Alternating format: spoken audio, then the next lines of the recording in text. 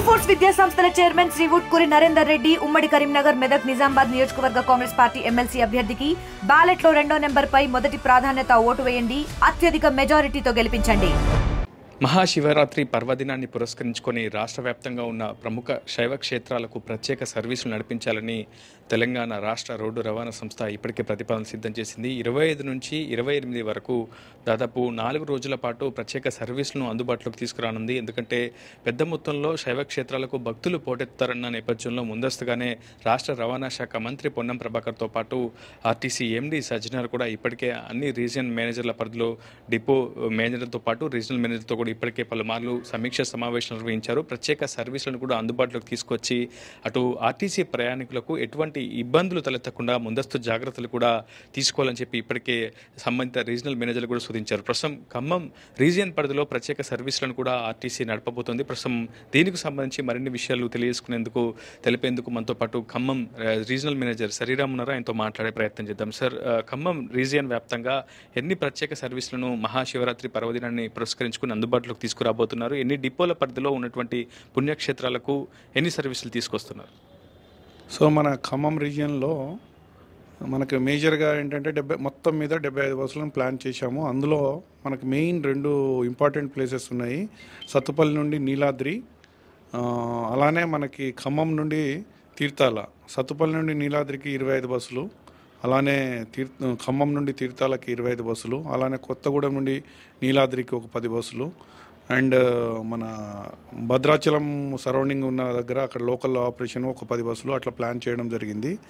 So ఇందులో ఏంటంటే ఆ లోకల్ కన్సర్న్ డిపో మేనేజరు ఆ ఏరియాకి వెళ్ళడము, దెన్ ఆ ఏరియాలో ఉన్న మీటింగ్లు అవన్నీ అటెండ్ చేయడం జరిగింది. దెన్ దానికి కావాల్సిన రోడ్ ఎలా ఉన్నాయని చూసుకోవడం జరిగింది.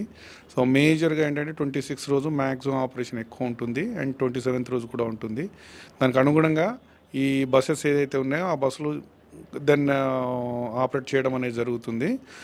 అందులో ఎటువంటి ప్రాబ్లం లేకుండా డిపో మేనేజర్ అండ్ వాళ్ళ సూపర్వైజర్స్ ఆ ఏరియాలో ఉంటారు.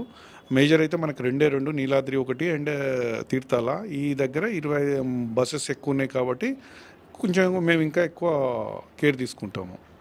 ఒకవైపు ప్రభుత్వం మహాలక్ష్మి స్కీమ్ని కూడా ఇంప్లిమెంట్ చేస్తోంది. సో ఈ స్పెషల్ సర్వీసులకు కూడా అటు మహిళలకు ఉచితంగా ప్రయాణాన్ని కల్పించే వెసులుబాటు ఆర్టీసీ కల్పిస్తుంది, లేదంటే ఛార్జ్ తీసుకోవాల్సినటువంటి అవసరం ఉంది, లేదా 0 టికెట్ మీదనే వాళ్ళని కూడా గమ్యస్థానాలకు చేరవేస్తారు? మహాలక్ష్మి స్కీమ్ వర్తిస్తుంది, వాళ్ళకి ఎటువంటి ప్రాబ్లం లేదు. ఇంతకు ముందు లాగానే ఆధార్ కార్డు వాళ్ళ దగ్గర ఉండగలిగితే సరిపోతుంది.